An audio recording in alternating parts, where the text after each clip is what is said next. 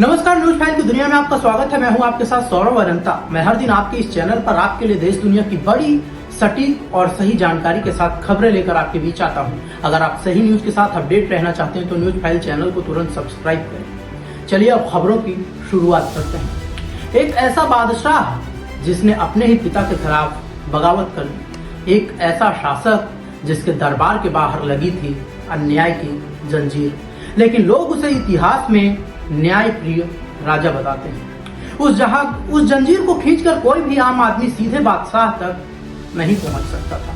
ये बादशाह अपने ही पिता के खिलाफ बगावत करने से भी नहीं हिचका। तो आखिर कौन था ये शख्स?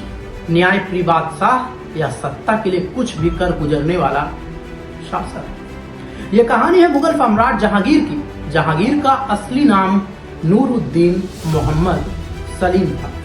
उनका जन्म 31 अगस्त 1569 को फतेहपुर सीकरी में हुआ था। वह महान मुगल सम्राट अकबर का बेटा था। कहा जाता है कि अकबर को संतान के लिए काफी इंतजार करना पड़ा, इसलिए सलीम का जन्म उसके लिए बेहद खास था।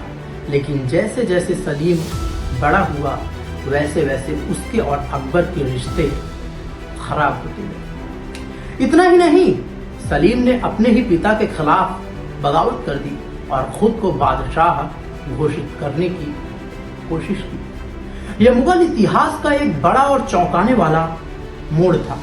यानी कि अपने पिता अकबर के खिलाफ ही उसने बगावत कर दी थी। 1605 में अकबर की मृत्यु के बाद सलीम ने गद्दी संभाली और बना जहांगीर, यानी कि वो सलीम से जहांगीर बन गया। जहांगीर का मतलब होता है दुनिया को जीतने वाला। जहांगीर की सबसे चर्चित पहचान थी उसकी न्याय की जंजीर। लेकिन लोग अक्सर ऐसा मानते हैं कि वो न्यायप्रिय राजा नहीं था, क्योंकि वो अत्याचार करता था। कहा जाता है कि उसने अपने महल के बाहर एक सोने की जंजीर लगवाई थी, जिसे खींचकर कोई भी आम इंसान सीधे बादशाह से न्याय की मांग तक नहीं कर सकता था। यही वजह है कि कई लोग न्यायप्रिय शासक मानते थे, लेकिन बहुत से लोग ऐसे भी थे जो उसे अन्यायी राजा के रूप में देखते थे या उसे अन्यायप्रिय राजा मानते थे। जहांगीर ने अपने शासनकाल में कई अधर्म युद्ध लड़े।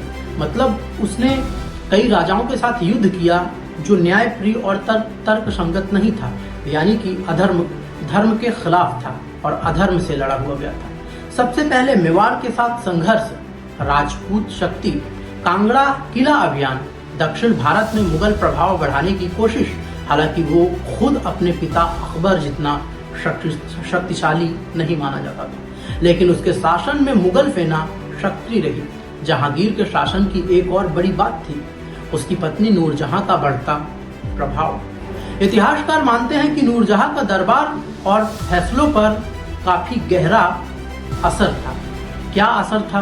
चलिए अब हम आपको विस्तार से वो बताते हैं। कई बार तो ऐसा भी कहा गया कि असली सत्ता उसके हाथ में थी ही नहीं, यानी कि फैसले उसकी पत्नी लेती थी। जहांगीर के शासनकाल में कुछ सख्त और विवादित फैसले भी हुए।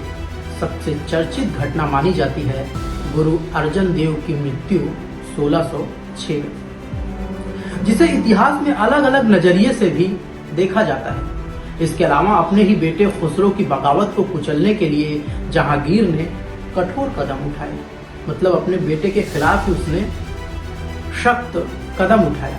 जहांगीर को अक्सर शराब और शौकीन जीवन के लिए भी जाना जाता है। अपने ही आत्मकथा तजुक-ए-जहांगीर में उसने लिखा है, जिसमें उसने अपने जीवन, शासन और फैसलों का जिक्र किया है।